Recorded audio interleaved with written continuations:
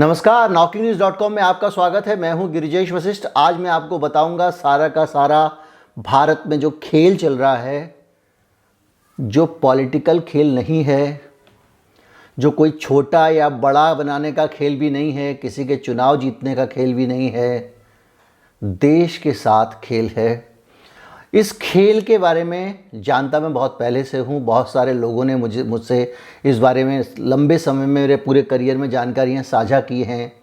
बहुत सारी चीज़ें मुझे बताई गई हैं जो आम तौर पे पब्लिक डोमेन में नहीं हैं, और वो सारी चीज़ें मैं आपके साथ में अभी तक, बहुत सारी आपकी सलाहें रहती हैं, खतरों से मत खेलिए, जोखिम मत लीजिए, उनके बीच में साझा नहीं कर रहा था।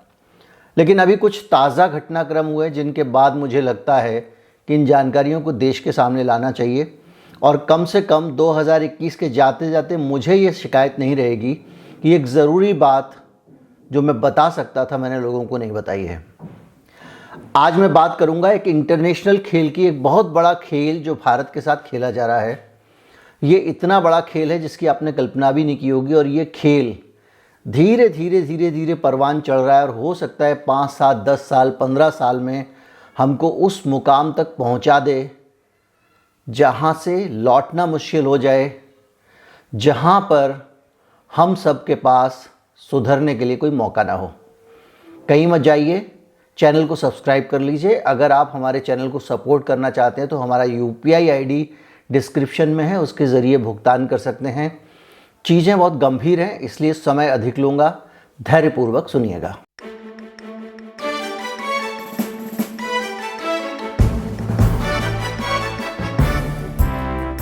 बात शुरू करता हूं हथियारों के कारोबार से जो आतंकवाद से जुड़ा हुआ है। पूरी दुनिया में तालिबान हो या कोई दूसरे लड़ाके हों, आईसिस हो, उसके पास अंधाधुंध हथियार हैं। इतने हथियार हैं जिनकी आप कल्पना नहीं कर सकते हैं। आईसिस के पास ऐसे हथियार हैं जो बहुत सारे संपन्न देशों के पास भी नहीं हैं। उनके पास MiG-21 है, MiG-23 फाइटर जेट है, MiG-20 और MiG-23 सुपरसोनिक लड़ाकू विमान हैं, और जो सोवियत संघ में बने हुए हैं उनके पास। और इसके अलावा उनके पास युद्धक टैंक हैं, बड़ी संख्या में टैंक हैं। बहुत सारे देशों के पास इतने टैंक नहीं है जितने आईसिस के पास में हैं। उनके पास में T-72, T-62, T-54, T-55, ये आप अच्छी तरह से समझते होंगे कि इन टैंक्स का मतलब क्या है, ये कितनी खतरनाक टैंक हैं, और जिनको पाना बहुत सारे देशों के लिए सपना होता है, वो उसको हासिल नहीं कर पाते हैं। इतने हथियार ISIS के पास में है, आईसिस के पास में हैं। अकेले T-72 की अगर बात कर लें तो ये T-62 का अपग्रेडेड वर्जन है, और उड़ते हुए जेट को अपना निशाना बना सकता है। आप कल्पना कीजिए, इतना खतरनाक टैंक इसके पास में है। और ये तमाम टैंक अपने आप में बेजोड़ हैं। पूरी दुनिया में इनकी ताकत का लोहा माना जाता है। जितने ये सुरक्षित हैं, जितना इनका कवच अच्छा है, उतने ही शक्तिशाली तरीके से ये दूर से फायर कर सकते हैं। इनकी फायर रेंज बहुत ज़्यादा है। फील्ड और मशीन गन उनके पास अंधाधुंध हैं, और इतनी अच्छी हैं कि आप सोच नहीं सकते हैं। रॉक आइलैंड की आर्सनल M198 है उनके पास में, M198 है। 155 mm की हॉर्विट्ज़र टाइप 59 उनका तोप है। 130 mm फील्ड गन है उनके पास। JPU-1 है। MM एंटी एयरक्राफ्ट गन है। एंटी एयरक्राफ्ट गन तो उनके पास मेरे ख्याल से करीब 20-25 साल से हैं। इसके अलावा बहुत सारी उनके पास आर्टिलरी है, मिसाइल कैरियर हैं उनके पास, रॉकेट लॉन्चर हैं हमसे उनके पास मौजूद हैं। SS-1 है, स्कड 9P117 SSM मिसाइल उनके पास में है। मिसाइल करियर है, मतलब मिसाइल को एक जगह से दूसरी जगह ले जाने वाला, और यहाँ तक कि उनके पास स्टिंगर मिसाइल भी हैं जो कंधे पर रख के चलाई जा सकती हैं, और उनसे हवाई जहाज़ों को उड़ाया जा सकता है। ये सब चीज़ें हैं। इसके अलावा रेथियोन है उनके पास, RTP-7 है, M79 है, ओसा वास्प है, नोरिंको HJ-8 है। अत्याधुनिक हथियार जो दुनिया भर की सेनाओं के पास नहीं है। असंख्य बख्तरबंद गाड़ियां हैं उनके पास, ऐसी गाड़ियां जिसके अंदर बैठ जाओ तो वो बम से भी नहीं उड़ती हैं, बंदूकों से भी नहीं उड़ती हैं, और वो मजबूत गाड़ियाँ बड़ी संख्या में उनके पास में, कोई पता भी नहीं लगा पाया उनके पास कितनी हैं। इतनी सारी चीज़ें उनके पास हैं। ये सारे हथियार अकेले आईसिस के पास में हैं। इसी तरह से तालिबान की अगर आप बात करें तो तालिबान के पास भी असंख्य अमेरिकी हथियार हैं जो सालों से अमेरिका खुद तालिबान को देता आया है। स्टिंगर मिसाइल हैं और दूसरी तरह की चीज़ें हैं उनके पास में, और ये इस पर मैं वीडियो बना चुका हूँ कि अमेरिका और पाकिस्तान का ISI और MI6 ब्रिटेन का मिलके किस तरह से तालिबान को तमाम सारी रसद दे रहे थे। ऑपरेशन थंडरस्टॉर्म क्या था ये भी मैंने आपको बताया था। बहुत सारी जानकारी मैं आपको पहले से दे चुका हूँ। और ये हथियार तालिबान के पास अगर हैं, या कहें कि जो इस्लामिक फंडामेंटलिस्ट टेररिस्ट हैं उनके पास हैं, तो आप इससे अंदाज़ा लगा लीजिए कि उनको ख़त्म करने के लिए, उनको काबू करने के लिए भी बड़ी संख्या में हथियार अलग अलग देश अपने पास रखे होंगे या अपने पास इस्तेमाल कर रहे होंगे, अपने इस्तेमाल के लिए ख़रीद रहे होंगे। अब अगर आप सरल तरीके से समझें तो इतने ख़तरनाक हथियार उनके पास अगर आए तो कहाँ से आए? ये हथियार कहीं ना कहीं से खरीदे गए होंगे, कुछ लूटे हुए भी हो सकते हैं। और जब खरीदे गए होंगे तो उनको पैसा कहाँ से मिला? एक आम धारणा है कि सऊदी अरब से उनको पैसा मिलता है, और ये भी धारणा है कि सऊदी अरब को पीछे से अमेरिका सपोर्ट करता है, क्योंकि अलकायदा के मामले में ऐसी बहुत सारी चीज़ें आई थीं। अब अगर आप देखेंगे कि चारों तरफ से इनके पास इतने सारे हथियार हैं, इतनी सारी बख्तरबंद गाड़ियां हैं, जेट हैं, फाइटर जेट हैं, टैंक हैं, तो उनके पास में ये हथियार अगर आए हैं और वो हथियार जो इनका जवाब करने के लिए अलग अलग देशों के पास में हैं, तो ये हथियार खरीदे गए होंगे। ये तो इम्पोर्टेंट है, लेकिन इससे भी ज़्यादा इम्पोर्टेंट है कि ये हथियार बिके होंगे, ये हथियार बने होंगे, बिके होंगे, बाज़ार में आए होंगे और ख़रीदे गए होंगे। अरबों रुपए के हथियार अगर आतंकवादियों के पास में हैं तो खरबों रुपए के हथियार सरकारों ने ख़रीदे हैं। अभी हाल में आपको AK-203 शायद उसका नाम है, जो हमारी सरकार ने ख़रीदी है गन रूस से। हमारे देश में एक इंसास राइफ़ल ऑलरेडी बनती है, बहुत एडवांस टेक्नोलॉजी की है, अक्सर आपको दिख जाएगी। उसके होते हुए, स्वदेशी राइफ़ल के होते हुए भी हमने ये ख़रीदे हैं, तो किसी न किसी के तो बिके होंगे। जिनके हथियार बिक रहे हैं, जिनके टैंक बिक रहे हैं, जिनके गोला बारूद बिक रहे हैं, जिनके फाइटर प्लेन बिक रहे हैं, वो सब के सब अच्छी तरह से जानते हैं कि आतंकवाद की अर्थव्यवस्था क्या है, आतंकवाद कितना पैसा दे सकता है और कितने पैसे की कमाई करवा सकता है। ये हुई एक तथ्य जो आपके सामने आता है कि आतंकवाद में बहुत सारे लोगों का बिजनेस है, बहुत सारी बड़ी बड़ी पूंजीपतियों का मुनाफा है। और दुनिया के कुछ देश, नाम में कई बार कई वीडियो में बता चुका हूँ, वो यही काम करते हैं। यहाँ डिस्टर्बेंस क्रिएट कर देना, वहाँ डिस्टर्बेंस क्रिएट कर देना, पूरी दुनिया को अपने पिता की संपत्ति समझते हैं, कहीं पे भी घुस जाना, कहीं पे भी कब्ज़े कर लेना, कहीं पे भी हमले कर लेना। अब अगर अफ़गानिस्तान में अंधाधुंध फंडिंग की, उसके बाद अफ़गानिस्तान में लड़ने गए, उन्हीं हथियारों से लड़े जो इनके अपने बेचे हुए थे। दोनों तरफ एक ही कंपनी के हथियार, एक ही पार्टी के हथियार, एक ही देश के हथियार। पाकिस्तान के हवाई अड्डों को इस्तेमाल किया, उनके ज़रिए लंबे समय तक लड़ाई लड़ी। आखिर में पाकिस्तान ने हाथ जोड़ लिए कि आप हमारा हवाई अड्डे खाली करिए। प्रेशर बढ़ने लगा तो वो अफ़गानिस्तान से चले गए। अब जब पूरी दुनिया में धीरे धीरे करके आईसिस भी सिमट गया है, क्योंकि रूस ने अंधाधुंध गोलीबारी करके आईसिस को उड़ा दिया। सीरिया में आईसिस को अप्रत्यक्ष रूप से अमेरिका सपोर्ट कर रहा था, ये हम सब जानते हैं, क्योंकि आईसिस सीरिया के विद्रोहियों के साथ मिलकर के वहाँ की सरकार को पलटना चाहती थी। रूस ने अंधाधुंध बमबारी करके आईसिस को निपटा दिया, और सबसे ज़्यादा इसका बुरा अमेरिका को लगा था, और उसने बहुत तीखी प्रतिक्रियाएं अपनी दर्ज की थी। ये सब इतिहास में है। सीरिया की धरती पे, ये बहुत लंबा पुराना इतिहास भी नहीं है, हाल 5-7-10 साल का घटनाक्रम है। सीरिया की धरती पे रूस की सेनाएं भी हैं, अमेरिका की सेनाएं भी हैं।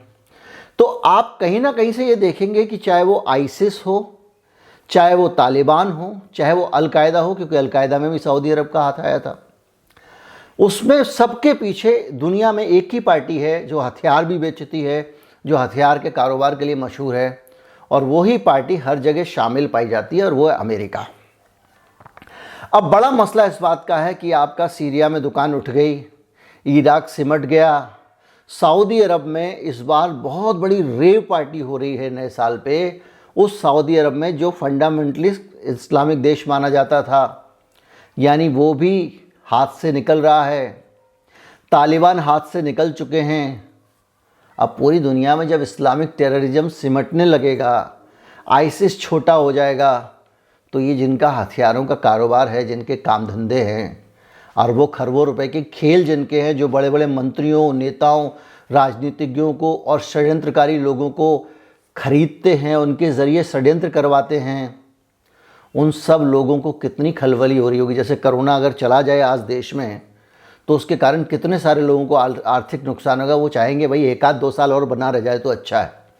इसी तरह से अगर आतंकवाद चला जाए और इस्लामिक आतंकवाद चला जाए पूरी दुनिया से, तो बहुत सारे लोगों को तकलीफ़ होगी। और ये लोग ऐसा नहीं करते हैं कि आज अचानक आतंकवाद चला गया तो आज से हड़बड़ाने लग गए। ये अपना प्लान भी तैयार रखते हैं। इनको पता था कि अफ़गानिस्तान से सिमटने वाला है, इनको पता था सीरिया से भी अब धीरे धीरे ख़त्म होने वाला है, आईसिस छोटा होता जा रहा है, आईसिस का दायरा कम होता जा रहा है। फ्रांस से भी पंगा ले लिया है, तो फ्रांस भी ठिकाने लगाने में लगा हुआ है। हालांकि फ्रांस में हथियारों की खरीद फरोख्त हुई उसके बहाने। मैंने अपना एक पोस्ट लिखा था बहुत साल पहले फेसबुक पे कि किस तरह से अब फ्रांस में भी आतंकवाद आएगा। तो ये जो स्थितियां हैं, इन पूरी स्थितियों के बीच में अब अगर आपको इस्लामिक टेररिज्म को ज़िंदा रखना है और उसके ज़रिए अपना कारोबार करना है, इससे ये सब चीज़ों का किसी हिंदू मुसलमान से लेना देना नहीं है। ना इससे किसी मुसलमान को फ़ायदा होगा, ना शिया को फ़ायदा होगा, ना सुन्नी को फ़ायदा होगा, ना वो लोग इसमें चक्कर में हैं। उसके नाम पे ये सारा खेल चल रहा है।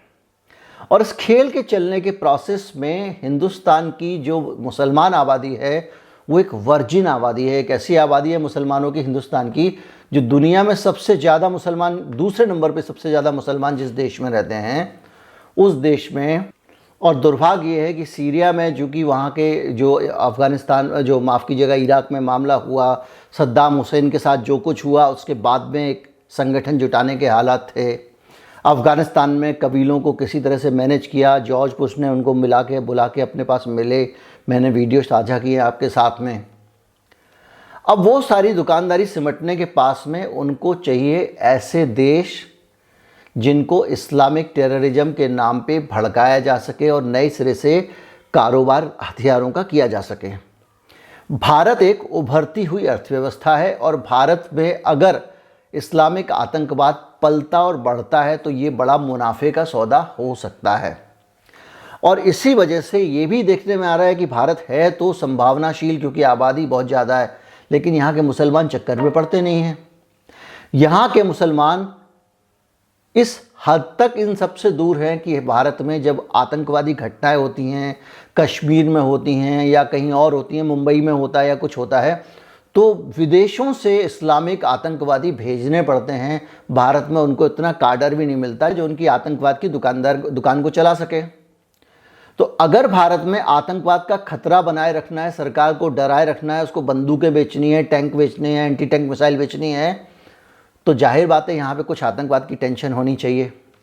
और इसको समझते हुए ही पिछले 15-20 साल से लगातार हमारे देश में कुछ ऐसे हालात पैदा किए जा रहे हैं जिनके ज़रिए आबादी का एक हिस्सा, जो कि 20% मुसलमान हैं, उनके अंदर कुछ नौजवान ऐसे निकल आए जिनको ये लगता हो कि हमारे ऊपर इस मुल्क में अत्याचार हो रहा है, जुल्म हो रहा है और अब हमको कहीं ना कहीं कुछ ना कुछ करना चाहिए, हम कब तक इसको बर्दाश्त करेंगे। उसी प्रोसेस में लगातार धीरे धीरे कई तरह के मामले हैं। जय श्री राम बुलवाओ, जनगण मन बुलवाओ, सड़क पे पीटो, नमाज मत पढ़ने दो, उनकी आबादी के सफाई के बयान दो, इस तरह का एक पूरा माहौल इस देश में बना रहे हैं कुछ लोग। वो लोग खुद भी नहीं जानते हैं, क्योंकि उन लोगों को भी ब्रेन वॉश कर दिया गया है। कुछ इस तरह का प्रोपेगेंडा उनके दिमाग में सेट कर दिया गया है कि वो मुसलमानों को दुश्मन मानने लगे हैं। जिन जिन देशों में जहाँ जहाँ इस तरह के हालात हुए हैं, वो हम सब जानते हैं कि वहाँ पे किस तरह से हालात विकसित हुए। अब जब ये स्थिति बनती चली जाती है तो धीरे धीरे करके हिंदुस्तान का जो नौजवान है, जो समझ रहा है, खास सबसे बड़ी बात यह है कि यहाँ का जो माइनॉरिटी है, जो मुसलमान है, वो उस खेल को समझ रहा है, इसलिए वो उलझता नहीं है। आप कितना भी बड़ा बयान दे देते हैं, वो नज़रअंदाज कर देता है, वो आपकी बाउंसर्स में बल्ला नहीं लगाता है। लेकिन इसके कारण हो ये रहा है कि धीरे धीरे धीरे धीरे ये जो लोग हैं इनके हौसले बढ़ते जा रहे हैं, और जब इनके हौसले बढ़ते हैं तो बहुत सारी घटनाएं होने लगती हैं। यति नरसिंहानंद मैंने आपको बताया, जो आपने देखा कि इस तरह का आयोजन हो गया। कुछ लोग हम सब ये मान के बैठ जाते हैं कि भाई ये राजनीति का मसला है, वोटों के लिए हो रहा है, फला राज्य में चुनाव आने वाले इसलिए खेल चल रहा है, जिस दिन चुनाव ख़त्म हो जाएंगे ये सब खत्म हो जाएगा। लेकिन भारत में तो चुनाव ख़त्म ही नहीं होते हैं, एक जगह ख़त्म होते हैं, दूसरे राज्य में तैयारी शुरू हो जाती है, दूसरे में ख़त्म होते हैं, तीसरे में तैयारी शुरू हो जाती है।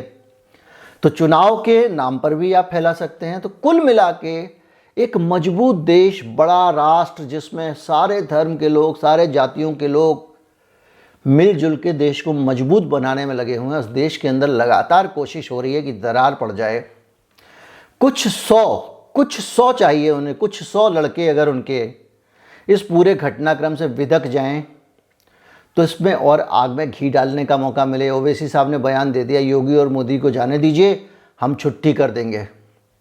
बस ये तो बयान था, इसी तरह के तो बयान चाहिए। 4 लड़के 6 लड़के हर शहर से 2-2 4-4 लड़के बंदूक लेके निकल पड़े, कुछ ना कुछ गड़बड़ कर दें, बस हो गया उनका काम। उसके बाद में हमारे यहाँ की जो दूसरे धर्म की आबादी है उसको पहले ही इतना डराया और भड़काया जा चुका है कि वो शुरू हो जाएगी, और जैसे ही ये होता है हमारा देश खतरे में पड़ता चला जाएगा। तो जो सबसे बड़ी समस्या है वो ये है कि हमारे देश में अब जो ध्रुवीकरण का वातावरण बन रहा है, हिंदू मुसलमान के झगड़े का जो वातावरण बन रहा है, वो अवांछित वातावरण है। जितने भी हिंदू हैं उनका कामकाज बगैर मुसलमानों के नहीं चल रहा है, नहीं चलता है। जितने मुसलमान हैं उनका काम बगैर हिंदुओं के नहीं चलता है। किसी के घर में काम करने के लिए जो लोग आ रहे हैं, जो कारीगर हैं, किसी के कारखाने में, किसी की दुकान पे जो काम करने वाले लोग हैं, किसी के जो बड़े ग्राहक हैं, सप्लायर हैं, वो दूसरे धर्मों के। हिंदू है तो मुसलमान के, मुसलमान है तो हिंदू के हैं। एक दूसरे के आना जाना होता है। जब किसी मुसलमान के घर ईद पे जाते हैं हिंदू लोग, बड़े दिल से वो गले मिलते हैं, हाथों हाथ लेते हैं। इसके विपरीत भी जब होता है कि किसी के घर पे दिवाली में अगर कोई मुसलमान आ जाए तो वो जी भर के मिठाई खिलाता है, खुश हो जाता है, लोग भावुक हो जाते हैं। हिंदू मुस्लिम एकता की बात सुन के भी लोग भावुक हो जाते हैं, क्योंकि हमारे देश में प्यार का वातावरण है। और इस वातावरण को राजनीति ने लगातार इसमें आग लगाने की कोशिश की। इसलिए जब भी ऐसे मसले आते हैं मैं विरोध करता हूँ। कुछ लोग कहते हैं मुसलमानों का विरोध क्यों नहीं करते हैं, ये सवाल बार बार आता है। मेरा कहना बड़ा साफ है कि अगर मैं मुसलमानों का विरोध करूंगा और मैं हिंदू हूँ, मुसलमानों की कमियां निकालूंगा, मुसलमान हिंदुओं की कमियां निकालेंगे, तो मैं वही काम करूंगा जिसको मैं रोकना चाहता हूं। मैं अपने लोगों को, अपने समाज को, अपने साथ के लोगों को गलत काम करने से रोकूं, ये अच्छा रहेगा, या मैं सामने वाले को कह दूं कि तुम गलत कर रहे हो तभी मेरा भाई गलत कर रहा है? सोचने वाली बात है। और इसीलिए मुझे लगता है मैं लगातार जागरूकता लाता रहता हूं, तथ्य रखता रहता हूं। कोई फैलाता है कि मुगलों ने मार काट के जो है वो हम बनाया है, तो मैं बताता हूँ ऐसा नहीं है भाई, वो आक्रांता को नहीं बनाया है। मैं आपको सबूत पेश करता हूँ। कोई कहता है कि भारत में जो है वो मुसलमानों की आबादी मेजॉरिटी में आ जाएगी, तो मैं आपको बताता हूँ किसी भी कैलकुलेशन से मेजॉरिटी में नहीं आएगी। और जहाँ जहाँ दुनिया में मेजॉरिटी में मुसलमान आ गए वो इस्लामिक देश बन जाता है। जब लोग ये कहते हैं तो मैं आपको वीडियो बना के बताता हूँ, नहीं ऐसा नहीं है। दुनिया में 60% मुस्लिम बाहुल्य देश ऐसे हैं जहाँ पे शरिया लॉ नहीं है। बहुत सारे देश ऐसे हैं जो शरिया लॉ छोड़ के सेकुलर देश बन रहे हैं। बहुत सारे देश ऐसे हैं जहाँ 90%, 95%, 80%, 70% आबादी मुसलमानों की है, लेकिन वो इस्लामिक देश नहीं है। ये बात हमको समझनी पड़ेगी और इस सच का मुकाबला करना पड़ेगा। तो मैं क्या करता हूँ, उस पर वीडियो बनाता हूँ, आपको तथ्य देता हूँ कि देखो भाई, इतने देश हैं जिसमें मुसलमान मेजॉरिटी में है, लेकिन वो इस्लामिक देश नहीं बने हैं। बार बार मैं कोशिश यही करता हूं कि हम अपने आप को इस कुचक्र से, इस षड्यंत्र से बचाएं, अपने देश को बचाएं। ये कोई एहसान नहीं करते, हम एक दूसरे से मिलके रहते हैं। तो हमारी ज़रूरत है, इस देश की ज़रूरत है, हमारे समाज की ज़रूरत है। एक दूसरे के साथ हिसाब चुकता करने के नाम पे अगर सामने वाले ने कुछ नहीं किया है तो भी झूठा तथ्य आपके सामने रख देना और कहना देखो इसने ऐसा किया, तुम करो, फिर तुम कोई लूज टॉक कर दो, फिर उसका फ़ायदा उठाएं। तो कुल मिला के मैं लगातार कोशिश करता रहता हूं कि ये देश जुड़ा रहे। बहुत सारी बातें मैं आपसे साझा कर पाता हूं, बहुत सारी बातें मैं आपसे साझा नहीं कर पाता हूं, क्योंकि मुझे ऐसा लगता है कि ये साझा करना ठीक नहीं रहेगा। लेकिन उसका जो मर्म होता है वो आपके सामने रख देता हूँ। आज की तारीख में ये कंपल्शन है, ये विवशता है, ये बहुत ज़रूरी है। ये हमारे देश की मजबूरी है कि हमको हर हालत में मिलके ही रहना पड़ेगा। कोई नेता वोट के चक्कर में आपको कुछ भी समझाए, आप उसकी बातों में मत आना। मिलना और मिलके रहना अपरिहार्य है। भारत में जीने का एक ही तरीका है। अच्छी बात यह है कि आज हम सब मिलकर रह रहे हैं और मिलकर रहने वाले हालात में हैं। उम्मीद करता हूँ वीडियो आपको अच्छा लगा होगा। अगर अच्छा लगा हो तो ज़्यादा से ज़्यादा लोगों तक पहुँचाएँ, शेयर करें और चैनल को सब्सक्राइब कर लें। नमस्कार, जय हिंद।